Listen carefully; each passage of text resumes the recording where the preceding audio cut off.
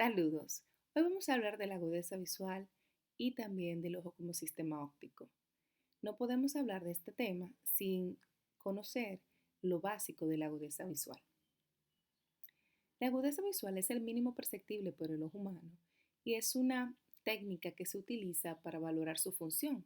Una buena y adecuada agudeza visual significa un ojo sano. Si está disminuida, puede deberse a errores refractivos, también llamados ametropías, como conocemos, miopía, astigmatismo, hipermetropía o enfermedades oculares o del sistema nervioso central.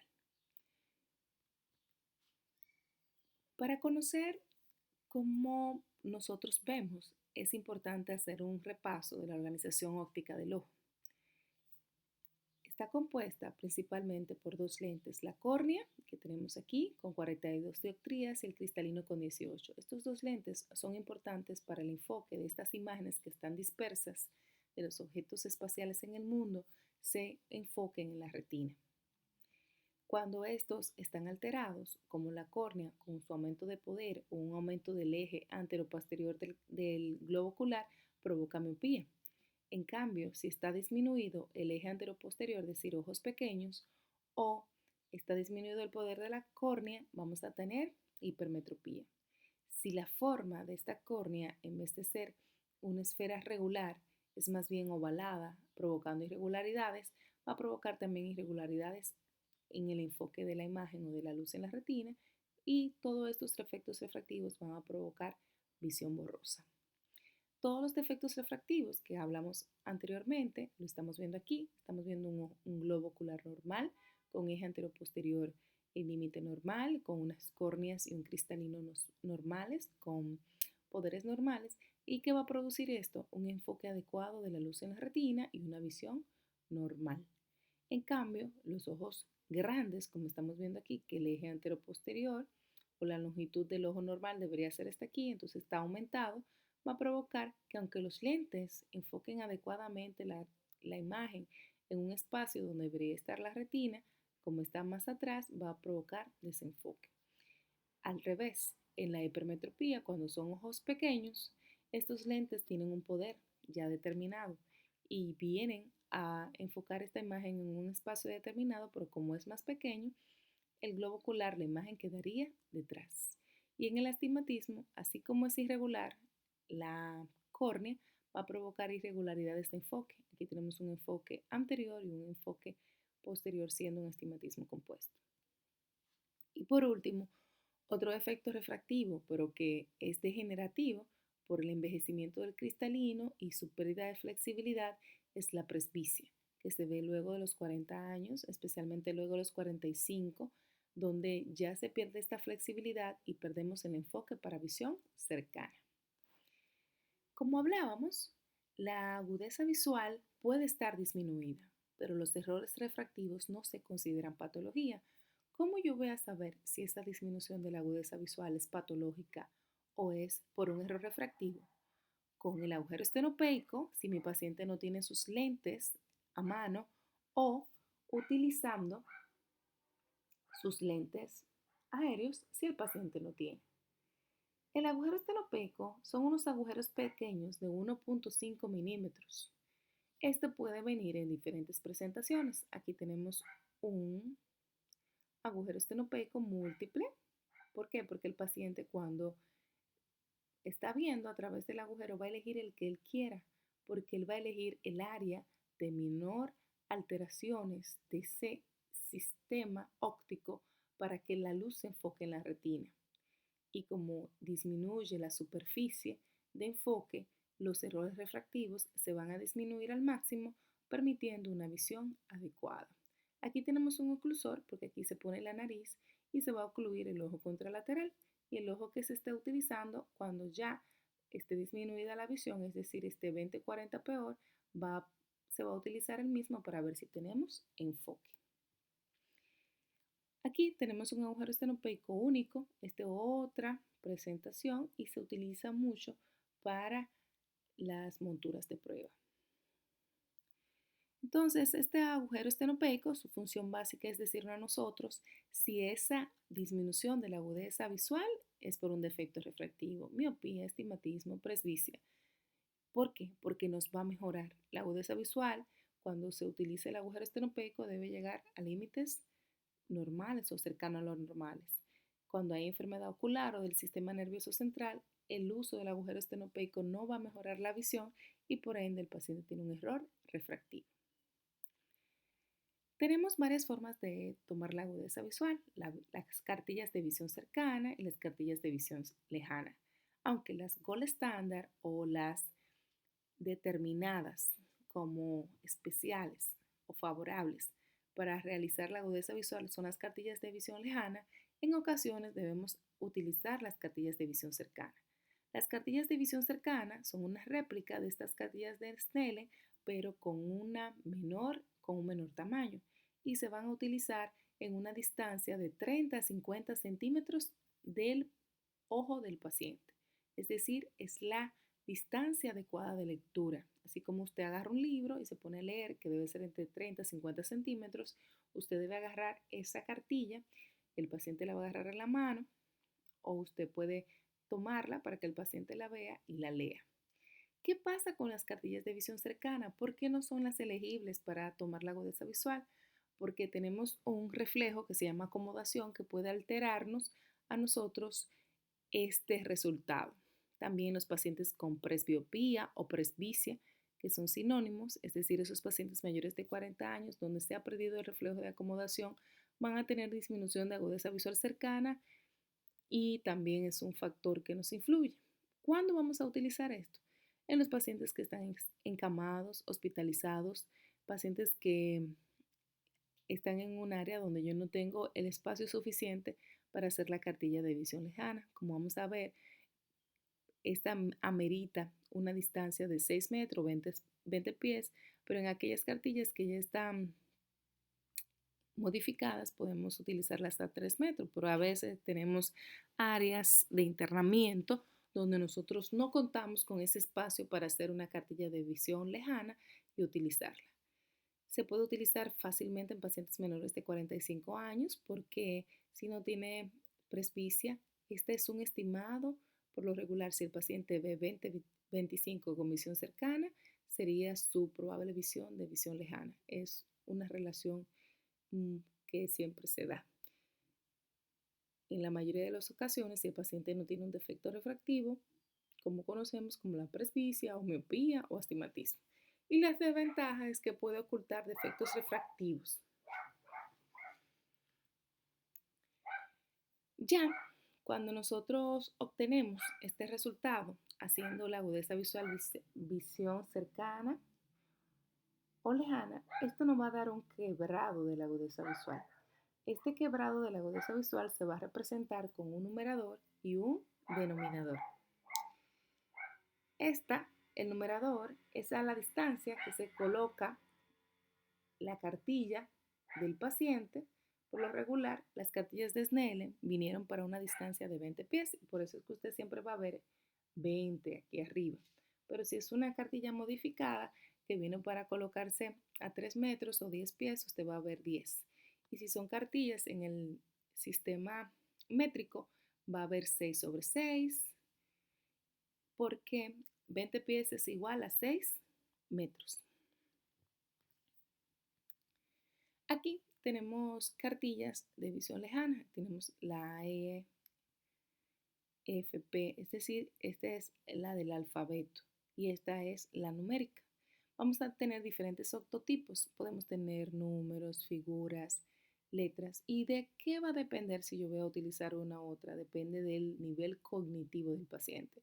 Si un paciente no sabe leer, no puede utilizar la de letras porque el paciente no va a identificar la cartilla, pero puede ser que sí le esté viendo. Entonces no va a ser una prueba que me va a dar información importante.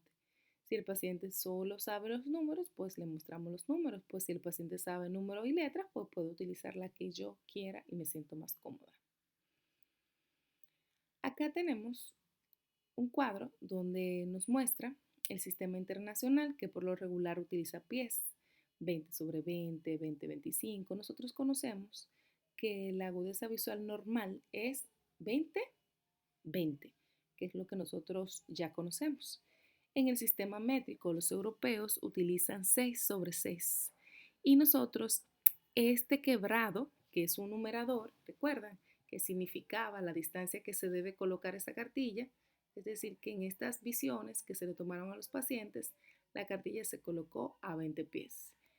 Y el denominador significa el tamaño de letra que está ya determinado por Snellen, que ya en la final de los 1800, del siglo 1800, comenzó a evaluar a los pacientes normales y comenzó a determinar qué número de letras se veía a diferente distancia. Por ejemplo, esta TOZ, cuando Snellen hizo su estudio clínico, él vio que la mayoría de las personas normales la podrían ver sin dificultad a una distancia de 70 pies. Y por eso es que este número de o tamaño de letra o de número se identifica como 20/70. Usted pone la cartilla a 20 pies, pero su paciente solamente puede llegar a leer hasta acá, que sería el tamaño de letras o número o el octotipo que Snelle determinó para verse a 70 pies. Entonces, ya conociendo esto, ¿quién tendría mejor agudeza visual? ¿Un paciente que tiene 20/25 o un paciente que tiene 20/200? Diríamos que 20/200, porque 20/200 es una visión, 200 es un número mayor, más grande. Pues vamos a ver la cartilla. Esto es 20/200 y esto es 20/25. ¿Quién tiene mejor agudeza visual? ¿20/200 o 20/25? Pues 20/25. Entre menor es el denominador, mejor es la agudeza visual. ¿Qué significa esto? Que el paciente puede ver a 20 pies lo que una persona podría ver a 25 pies. No tiene una visión normal, 20/20, pero sí cercana a lo normal. Pero el 20/200 tiene una visión peor y esto se considera ya una visión muy mala. ¿Por qué? Porque él puede ver a 20 pies lo que una persona podría ver a una distancia de 200 pies, es decir, muy lejos. Y sería un octotipo muy grande. Cuando nosotros podemos identificar que hay estudios clínicos que van a utilizar el sistema internacional, eso depende del país. Nosotros utilizamos el sistema internacional porque estamos muy influenciados de Estados Unidos, pero en Europa podemos encontrar estudios con sistema métrico. También nosotros podemos estos quebrados volverlo en un decimal, en una sola cifra. ¿Cómo? Haciendo una división entre el numerador y el denominador. 20 entre 20 da 1. 6 entre 6 da 1. Pero si no queremos estar dividiendo, lo que podemos hacer es que si 20/20 es 1, el que le sigue, 20/25, solamente le quitamos 0.1. 0.9, 20/30 sería 0.8, 20/40 0.7 y así estamos viendo que se le va quitando 0.1 y ya después de 20/400 se le quita 0.05. Bien, ya conociendo los conceptos básicos de la agudeza visual, tenemos que saber cuáles son las siglas básicas. Tenemos el OD significa oculus diester, ojo derecho. Oculus siniester, siniestro, significa izquierdo, o OS, también se puede escribir como OI. AE, A mayúscula y E mayúscula significa agujero estenopeico. CD significa cuentadedos, MM movimiento de manos, PL percepción de luz y NPL no percibe la luz. Estos son los conceptos básicos y siglas básicas que usted va a ver en la agudeza visual. Y esto es solo para disminuir tiempo y espacio cuando se escribe. Pero si usted quiere escribir cuentadedos, no está mal. Pero si lo quiere hacer en una sigla y escribir CD mayúscula, ya se conoce como cuentadedos. ¿Cómo se hace el examen de la agudeza visual? ¿En qué consiste? Lo primero que usted tiene que observar es para qué distancia vino su cartilla. ¿Qué significa esto? 20-200, 20-100, 20-70. Que esta cartilla viene para que se coloque a 20 pies. Usted tiene que medir la distancia desde donde usted va a poner esa cartilla a donde está sentado el paciente, donde se va a sentar su paciente. Debe haber justo 20 pies. Otra cosa importante son estas rayas verdes y rojas que muchas cartillas la tienen. Estas son referencias. Por lo regular, la raya verde nos dice a nosotros que desde aquí para abajo ya la visión es normal. Miren, que está justo debajo de la visión 20-30. De 20-40 o peor son visiones disminuidas, lo que significa que debemos hacer la prueba para descartar si es un error refractivo o patologías, usando el agujero estenopeico. La línea verde, aparte de decirnos a nosotros que ya estas son las líneas normales, que ya el paciente no caería en disminución de la agudeza visual, se pone a la altura de los ojos del paciente, porque la cartilla no puede estar muy elevada porque afectaría la distancia o muy disminuida.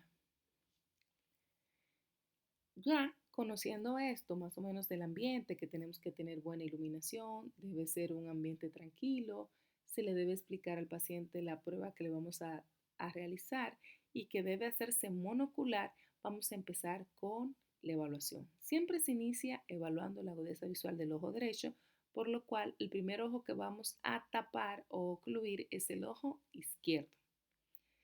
Se inicia mostrándole al paciente desde la letra más grande de la cartilla hasta ver hasta qué nivel llega. Imagínense que empezamos con un paciente, le ocluimos el ojo izquierdo para que comience con su ojo derecho. El paciente comienza E, P, O, Z, O, B, que no ve muy bien. Ya no ve la línea de 20-50. ¿Cuál fue la última línea que él vio correctamente? La Z. Le puedo preguntar otra letra de esa línea, me dice O, me dice T, pero que ya no puede ver más. Entonces, ¿cuál sería la agudeza visual de ese paciente? 20-70. ¿Debo utilizar agujero estenopeico o no? Pues claro que sí, porque esa visión está por debajo de 20-40. Coloco el agujero estenopeico. Y si el paciente mejora, es decir, puede ver la L, la P, la E, mejora hasta F, L, O, P, Z, D. Yo voy a escribir 20-70, puedo escribir agujero estenopeico si quiero escribir todo, o puedo escribir las siglas de A, E mayúscula y decir 20-25. Entonces, la capacidad visual de este paciente es 20-25. Esa es su visión, porque lo que ese paciente tiene es un error refractivo, pero con sus lentes, con su graduación, va a tener una visión normal. Cuando el paciente, imagínense que ya esa fue la agudeza visual del ojo derecho. Ahora le voy a hacer el ojo izquierdo, porque la visión se realiza con cada ojo de forma independiente, pero deben evaluarse ambos ojos, porque no vale la pena solamente evaluar uno. Debemos evaluarlo los dos para comparar y hay pacientes que a veces tienen patologías de un ojo y en el otro no. Cuando voy a evaluar el ojo izquierdo, el paciente no me lee la letra más grande de la cartilla, me dice que no, que ve borroso, que no ve la E, que no la ve, no la identifica. Si el paciente no ve la letra más grande de la cartilla, pasamos a el cuentadedos. ¿Qué significa cuentadedos? Que yo me voy a acercar al paciente, ya yo sé las distancias que son 20 pies, yo puedo ir acercándome cada 5 pies, me pongo una distancia de 15 pies, le enseño los dedos de las manos, trato de buscar un contraste con mi bata para que pueda definir mejor los dedos, a ver si él lo puede contar. Imagínense que a 15 pies el paciente no puede contar los dedos. Me acerco más a 10 pies, no lo puede contar. Me acerco más a 5 pies y no lo puede contar. Me acerco hasta 50 centímetros del ojo del paciente y no lo puede contar. Entonces, si el paciente aún no puede contar, pasamos a movimientos de manos. Movimiento de manos significa que el paciente con el ojo contralateral ocluido, yo me voy a acercar mis manos al ojo del paciente a una distancia de 15 centímetros y voy a agitar mis manos como diciendo bye bye. Y le voy a preguntar al paciente si la ve. Él no puede decir que estoy diciendo bye bye, que estoy moviendo la mano. Puedo agitarla de arriba hacia abajo para ver si el paciente lo ve. Le digo, ¿hacia dónde estoy dirigiendo la mano? ¿Cómo la muevo? De arriba abajo. Pero si el paciente puede ver esto, yo lo voy a reportar como movimiento de mano. Pero si no lo puedo ver, el movimiento de mano, paso a la otra parte de la prueba que es la percepción de luz, donde yo de forma monocular voy a tomar una lámpara de mano y voy a iluminar la pupila de ese paciente y le voy a decir si mira la luz. Si el paciente no ve la luz, entonces tiene NPL, pero si ve la luz, significa que es PL. ¿Qué significa PL? Percepción de luz. Y NPL no percibe la luz. Y el mínimo perceptible por el ojo humano es la luz. Inclusive, si un paciente percibe la luz, esa es su visión. Si un paciente no percibe la luz, entonces es ciego. Para hablar de ceguera, el paciente lo mínimo que no ha visto es la percepción de luz. Inclusive es importante porque cuando usted duerme en su cama y no tiene un sueño profundo y alguien le prende la luz, le enciende la luz, a pesar de usted tener los ojos cerrados, usted puede darse cuenta si la luz está encendida o no en su cuarto. Y por ende, es lo último que se pierde en la agudeza visual, la percepción de luz. Cuando esta se pierde, decimos que tenemos un ojo ciego. También hay una interpretación internacional de los resultados de la agudeza visual, donde 20/20 a 20/15 se considera visión normal, de 20/25 a 20/60 se considera visión cercana a lo normal, de 20/80 a 20/160 visión moderadamente baja, y todo paciente que tenga 20/200 o peor, es decir, que solamente vea la letra más grande de la cartilla de Snellen o peor a esto, va a tener una ceguera legal. Y esto es importante para nosotros dar a los pacientes algún tipo de recomendaciones de estudio, de cambio de trabajo o de licencia médica definitiva, suspensión laboral con disfrute de sueldo. Y para esto es importante nosotros conocer que ya hay una estandarización mundial de la agudeza visual. ¿Y cómo vamos a hacer la agudeza visual a los niños, a los no verbales? Podemos utilizar las pruebas de visión preferencial. Este es un tambor que se mueve, se gira y cuando comienza a girar, si el niño lo ve, va a provocar un movimiento sacádico de búsqueda, que el niño va a seguir el tambor y eso nos va a decir a nosotros que el niño está viendo. Otra es las cartillas de Snellen, estas rayadas y un área gris. Cuando uno va girando estas cartillas, uno la puede tomar en la mano y ponerla horizontal, vertical, a la derecha, a la izquierda. Y vamos a ver si el niño está concentrado y le está siguiendo, él va a seguir los rayados y eso significa que está viendo esas cartillas. Si se pueden dar cuenta, van a tener diferentes tamaños y esta van a tener un estimado de la cartilla de Snellen, pero para los que no tienen esto, las cartillas de Snellen, aquí son las cartillas de Teller, así se llama, podemos utilizar un oclusor o la mano. Vamos a mostrarle un objeto que al niño le llame la atención, como un juguete, y lo vamos a mover en diferentes direcciones. Y vamos a ver si el niño fija la mirada en el objeto, si sigue el objeto y si mantiene la mirada en el objeto, significa que el niño ve. También cuando ya son niños más grandes como estos, usted le puede decir agárrale la mano, agárrale la panza, agárrale la oreja, agárrale la nariz. Y el que el niño identifique estas partes mucho más pequeñas significa que tiene mejor agudeza visual. Si el niño no fija, no sigue ni mantiene luego de los 6 meses, ya el niño debería comenzar mínimamente a seguir los movimientos horizontales.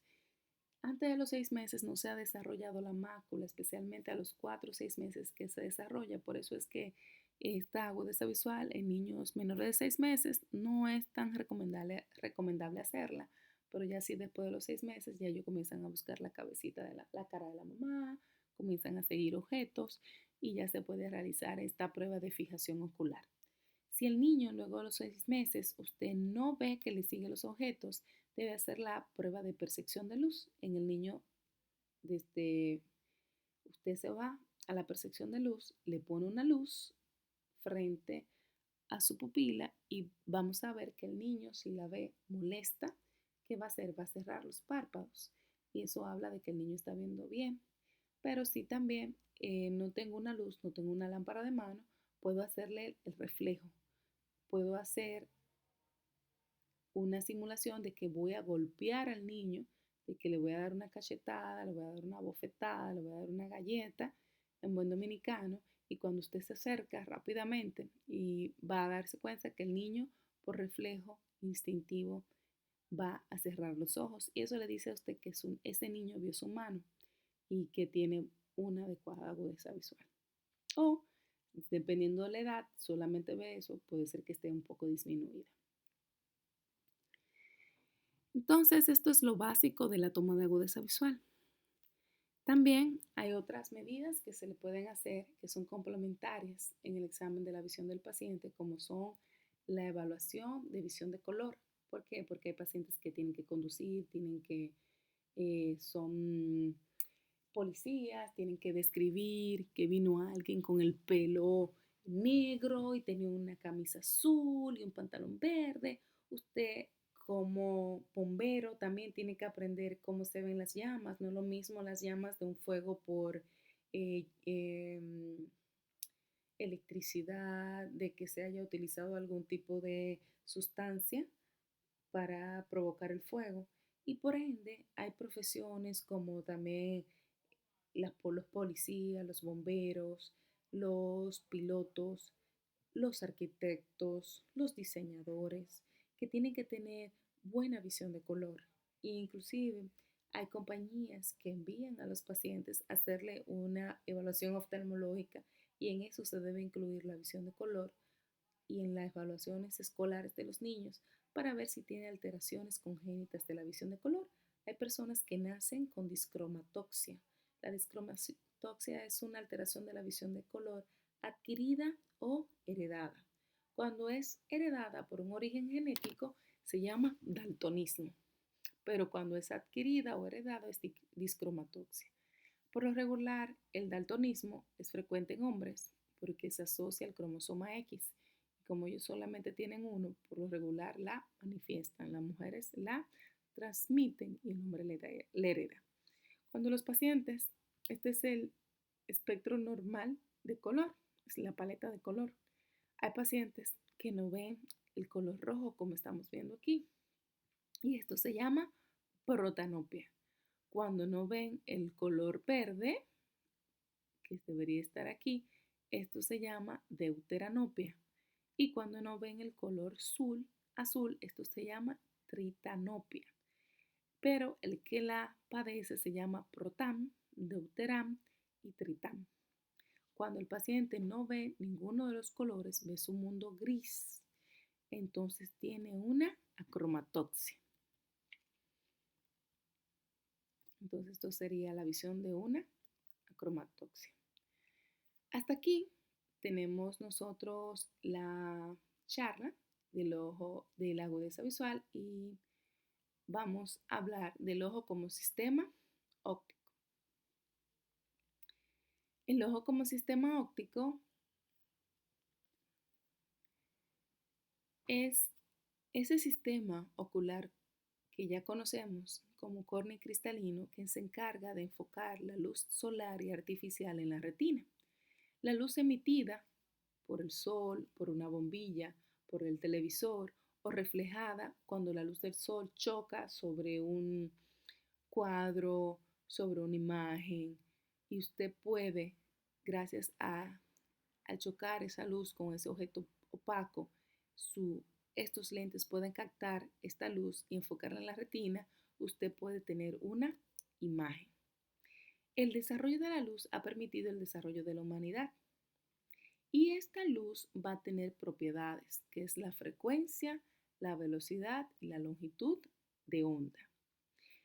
¿Qué es la frecuencia? La frecuencia es esa propiedad que le da color. ¿Qué estamos viendo aquí? Algo amarillo, algo blanco, algo grisáceo, el agua es transparente y esta frecuencia, esa propiedad, no se modifica cuando pasa por el sistema óptico, es decir, ni la córnea ni el cristalino le provocan ninguna modificación para que usted siga viendo estos objetos del mismo color. En cambio, las otras propiedades, como es la velocidad y la longitud de onda, sí se alteran al pasar por un sistema óptico. La velocidad que viaja la luz es de 300.000 kilómetros por segundo. Es muy rápido, es flash. La luz, usted enciende la luz y se ilumina muy rápidamente esa habitación. El sol, ¿a qué distancia está? ¿Y cómo viaja esa luz? Y choca la Tierra. Y la longitud de onda de la luz también es otra propiedad que se modifica por el sistema óptico del globo ocular.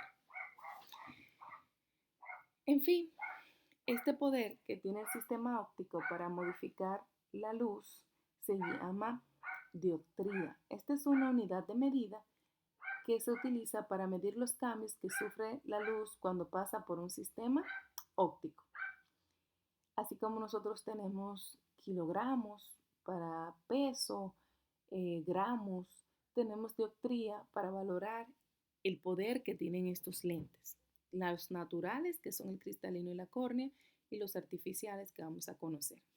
Bueno, aquí tenemos la córnea y el cristalino, que son los lentes importantes para el enfoque de la luz. Y sabemos que solamente se van a alterar las propiedades de velocidad y la longitud de la onda.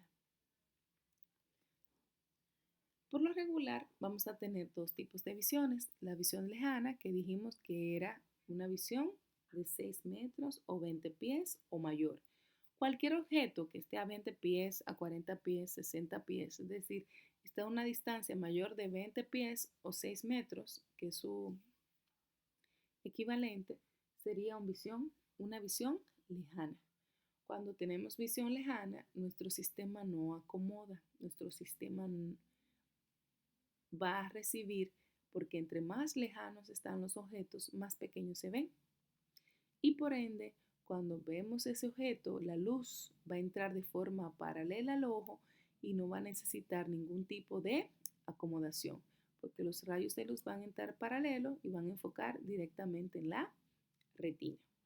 En cambio, cuando los objetos están muy cerca, es decir, están a una distancia menor de 20 pies, 18 pies, 15 pies, 30 centímetros, 50 centímetros, se considera visión cercana. Cuando los objetos están muy cerca, la luz va a venir de forma divergente, lo que va a tener que provocar en el sistema óptico que se active la acomodación, que es gracias al cristalino, para que estos rayos de luz que están divergentes se hagan convergentes y se unan todos en la retina, permitiendo el enfoque de la imagen. Entonces aquí tenemos la visión lejana, donde vemos que entran de forma paralela las imágenes a la retina sin ningún tipo de esfuerzo o de acomodación del ojo, pero en las visiones cercanas, como estos rayos de luz están de forma divergentes, necesita que el cristalino se active haciéndose más positivo para que sea convergente y se enfoquen estos rayos de luz en la retina. Ya conociendo esto, vamos a ver que vamos a tener dos tipos de lentes. Los lentes que van a romper el punto de fusión de la imagen. ¿Dónde es que se tiene que enfocar o converger la luz? En la retina. Si yo tengo un lente que rompe el enfoque de la luz donde está, es un lente divergente, también llamado un lente negativo. Pero por su forma, ¿qué forma tiene? Tiene una forma cóncava, también llamado lente cóncavo. Los lentes convergentes, miren la córnea, su cara anterior es convergente, miren el cristalino, es un lente convergente. ¿Qué forma tienen? Tienen una forma convexa. Miren la cara anterior de la córnea, qué convexa es. Miren el cristalino, es biconvexo, lo que lo hace un lente positivo, un lente convergente, y por su forma también se le llama convexo. Por eso es que sistema óptico del ojo es convergente, es positivo, es biconvexo, gracias a las formas de sus lentes, permitiendo que converjan y que se enfoquen las imágenes en la retina. Aquí estamos viendo dos lentes. Miren qué forma tiene este lente. Es un lente convexo. ¿Qué le pasa a los rayos de luz? Miren aquí los rojos que son de la periferia y el central que es el verde. ¿Qué pasa a la luz cuando pasa por un lente convexo, positivo, que converge? Es lo que provoca los lentes positivos. En cambio, este es un lente divergente, miren que es cóncavo. ¿Y qué le pasa a la luz? Que diverge cuando pasa por este lente. Entonces, también estos lentes van a provocar alteraciones de las imágenes que están detrás de ellos. Los lentes negativos van a provocar que las imágenes, por ejemplo, vemos aquí, se vean más pequeñas detrás de él. Por lo regular, vemos que este ojito se ve más pequeño y este ojito se ve más grande. Entonces, esta sería una lente positiva y esta sería una lente negativa. Las lentes se van a utilizar para corregir los defectos refractivos del globo ocular. Si yo tengo un globo ocular que le falta convergencia, que debo usar un lente positivo. Si le falta divergencia, porque se está quedando delante de la retina, tengo que usar un lente negativo. Bien, volvemos a ver los esquemas oculares, visión normal, la miopía y el astigmatismo, la hipermetropía. ¿Qué pasa en la miopía? La miopía se puede dar por dos razones fisiológicamente.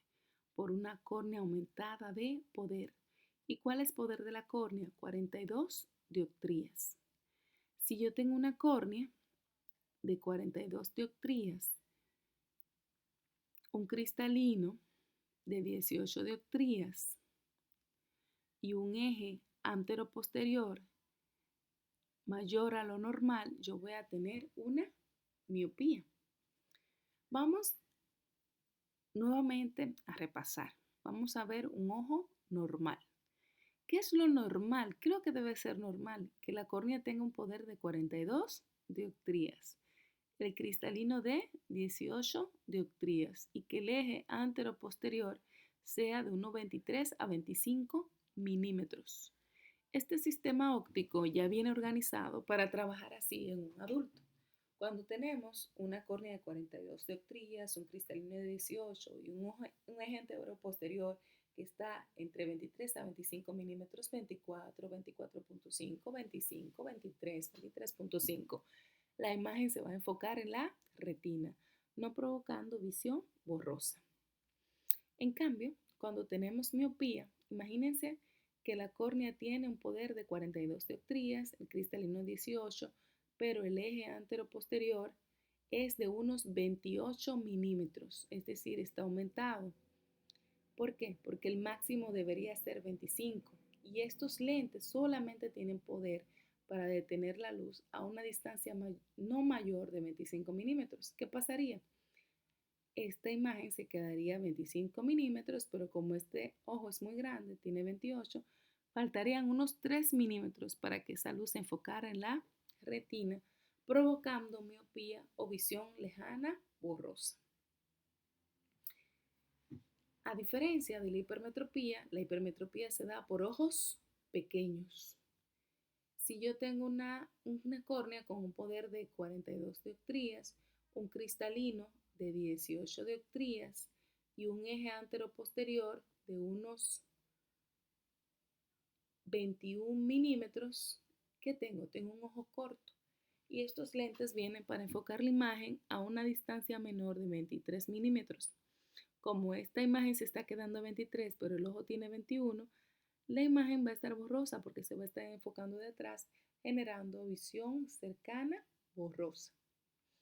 El astigmatismo, a diferencia de la miopía y la hipermetropía, no tiene nada que ver con el eje axial, solamente tiene que ver con la forma de la córnea.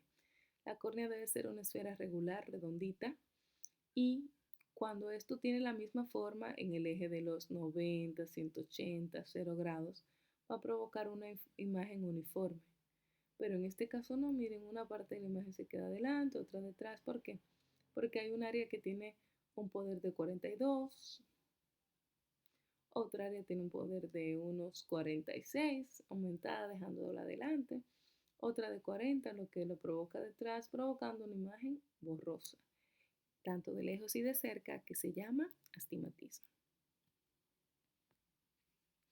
Aquí tenemos el ojo métrope, viendo cómo los rayos de luz se convergen en la retina gracias a este sistema convergente de la córnea y el cristalino. Aquí estamos viendo un ojo en reposo y un ojo en acomodación. Cuando aumenta el eje anteroposterior, el cristalino, gracias a la constricción del músculo ciliar, este provoca relajación de la cápsula del cristalino y aumenta su eje anteroposterior, permitiendo que sea más positivo y que sea más convergente. En el ojo miope, como estamos viendo aquí, la imagen se está quedando delante de la retina. ¿Y qué lente yo debo usar en un ojo miope? ¿Qué le faltaría a esta imagen para que se enfocara en la retina? ¿Le tendría que poner un lente positivo para que sea más convergente y se quede más delante? ¿O una lente negativa para que rompa el punto de fusión y se llegue hacia atrás? Pues un lente negativo, cóncavo o divergente. Entonces, para corregir miopías, yo voy a usar lentes negativos. ¿Por qué? Porque va a disminuir poder al sistema óptico y va a permitir el enfoque de la imagen en la retina. En el caso de la hipermetropía, ¿qué pasa? La imagen se queda detrás. Le falta convergencia. ¿Qué yo debería utilizar en este caso? ¿Un lente positivo o un lente negativo? Pues un lente positivo, biconvexo. ¿Para qué? Para darle mayor poder para que esa luz no siga hacia atrás y se detenga en la retina.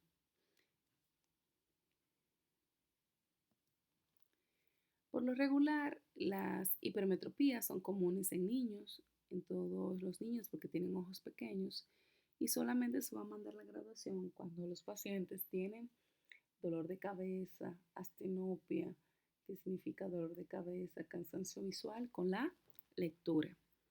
Y ya en pacientes con más de 6 dioptrías de hipermetropía, esto puede generar otros problemas como el estrabismo acomodativo. La presbicia o presbiopía o vista cansada, ya estuvimos hablando un poquito de esta, se debe a una disminución de la elasticidad y de ese poder de zoom, de enfoque que tiene el cristalino, que ocurre como algo degenerativo por la edad, luego de los 40 años, esencialmente a los 45. ¿Qué pasa aquí? Vemos un paciente con sus lentes y está leyendo una distancia adecuada. ¿Por qué? Porque con sus lentes compensa esta alteración que ya ha adquirido. Pero mientras tanto, los pacientes mayores de 40 años que no utilizan lentes tienen que alejarse de los objetos. Miren cómo tienen los brazos estirados para poder leer. Y esto es algo muy común, que los pacientes mayores de 40 años se quejen de visión borrosa cercana. Y ya sabemos que es un problema refractivo por la pérdida de elasticidad o oxidación de las proteínas cristalinianas. Acá hay un ojito con presbicia que está viendo de cerca, miren el libro, y como le falta que el cristalino se abombe, aumente su eje anteroposterior, la imagen se queda detrás. Pero en este caso, cuando tiene sus lentes, ¿qué sería una lente? ¿Qué tipo de lente yo utilizaría para la presbicia? Una lente positiva o biconvexa para que la imagen se enfoque en la retina. El astigmatismo, ya por último, el efecto refractivo, como estamos viendo aquí, esta córnea, en vez de tener una forma redondeada, regular, tiene una forma aquí más plana, aquí más curva, es irregular. Esta refracción en diferentes meridianos va a provocar que la imagen que pasa por una córnea plana, al tener menos curvatura, ser menos convexo, sea menos positivo. Y en vez de tener 42 dioptrías, imagínense que tenga 41, 40, generando en este eje una hipermetropía. En el caso de las córneas que tienen una mayor convexidad, que son más ambombadas en un eje, en esta área va a provocar miopía.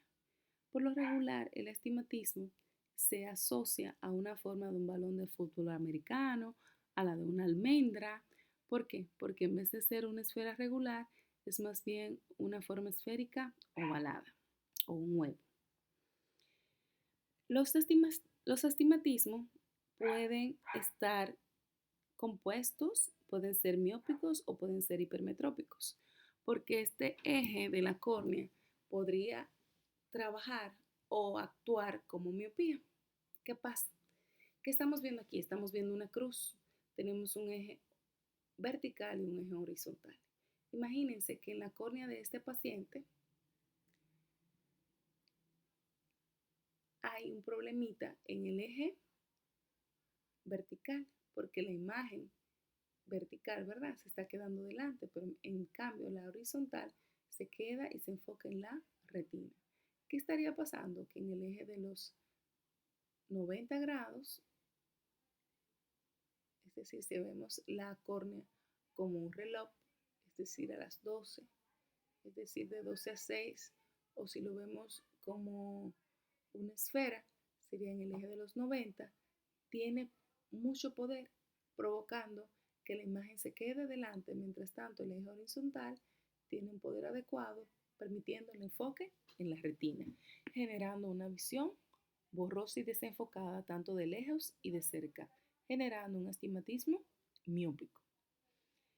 El astigmatismo hipermetrópico, como estamos viendo aquí, el eje horizontal está bien, se queda en la retina, pero aquí también sigue siendo el problema el eje vertical que se queda detrás, generando el mismo problema que ocurre en la hipermetropía y sería un astigmatismo hipermetrópico. Y el compuesto es cuando está compuesto un eje miópico y un eje hipermetrópico. En fin, el astigmatismo se puede comportar como hipermetropía o como miopía, pero solo en un eje.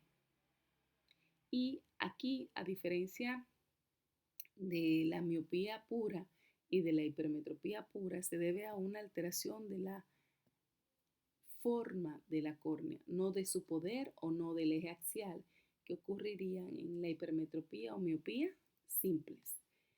Y a diferencia de la miopía y el astigmatismo, en este caso, los pacientes deben corregirse con lentes cilíndricos. ¿Por qué? Porque solamente tendría que tener poder en un cilindro o en el eje donde hay alteración. Y en este caso de un astigmatismo miópico vamos a usar un cilindro negativo o divergente o cóncavo. En el astigmatismo hipermetrópico se va a utilizar un cilindro pero positivo, al igual que utilizamos en la hipermetropía, o también llamado convexo o convergente. Y en el compuesto vamos a utilizar un cilindro negativo y un cilindro positivo, un cilindro compuesto. Los errores refractivos no son patologías, se consideran defectos, así como nosotros podemos nacer con el pelo rizado, el pelo rubio, los ojos azules. Hay personas que pueden nacer con alteraciones corneales, con ojos un poquito más grandes o más pequeños de lo normal, o con alteraciones de la esfericidad corneal generando defectos refractivos. Recuerden que nadie es perfecto y el amigo hay que quererlo con su defecto. Entonces, los defectos del ojo son los errores refractivos, miopía, astigmatismo, hipermetropía. Y por ende, no se considera enfermedad. Cuando las personas dicen, yo sufro de miopía. No, yo no sufro porque no es una enfermedad. Yo tengo miopía, yo tengo un error refractivo que se llama miopía y yo con mis lentes puedo ver.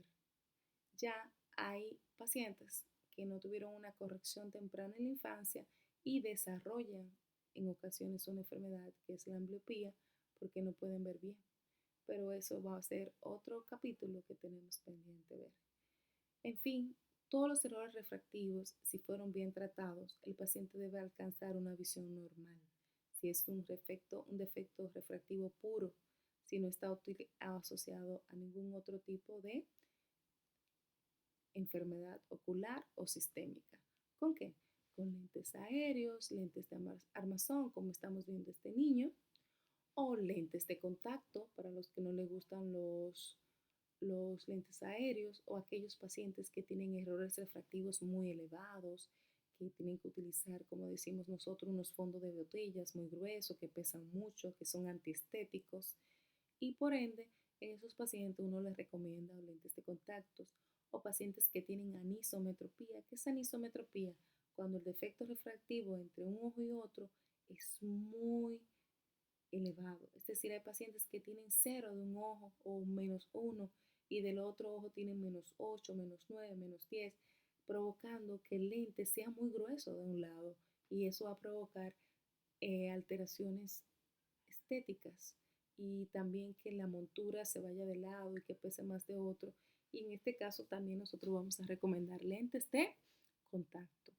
La cirugía refractiva está indicada en pacientes ya mayores de edad, donde ha terminado su crecimiento, eh, su crecimiento y su visión se ha estabilizado, sus defectos refractivos, que no tienen otras comorbilidades, y a través de un láser, Zimmer, se va a tallar la córnea dándole la forma adecuada para que ese defecto que tenía se compense.